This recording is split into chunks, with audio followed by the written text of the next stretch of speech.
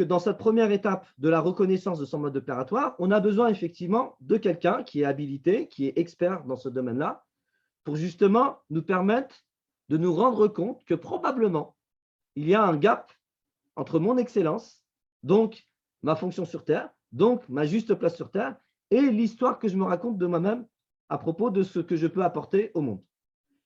Et Dieu sait que j'ai, dans ma petite expérience dans l'accompagnement, déjà accompagné plusieurs personnes qui, effectivement, étaient vraiment dans leur identité narrative et probablement que des fois, leur identité narrative les empêchait de quoi? De reconnaître pleinement leur juste place.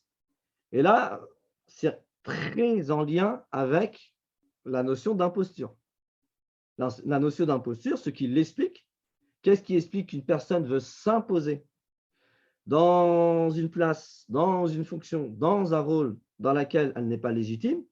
C'est parce que son identité narrative est tellement forte qu'elle y croit, qu'elle finit par y croire au roman national. D'ailleurs, c'est le but d'un roman national, hein, c'est quand même qu'on y croit.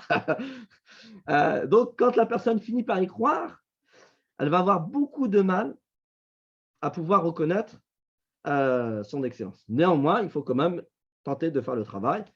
Et le travail peut se faire, hein, plus ou moins. Par moment, ça nécessite effectivement de mettre la personne en réalité face à son vécu tel qu'il est, face à son vécu factuel, je dirais, pour qu'elle puisse effectivement se rendre compte que oui, que l'histoire qu'elle s'est racontée ne correspondait pas au vécu. Donc ça, pour moi, c'est la première étape, c'est je reconnais mon excellence et donc je peux reconnaître ma place, ma juste place dans le monde. Et donc, je peux la saisir et l'assumer.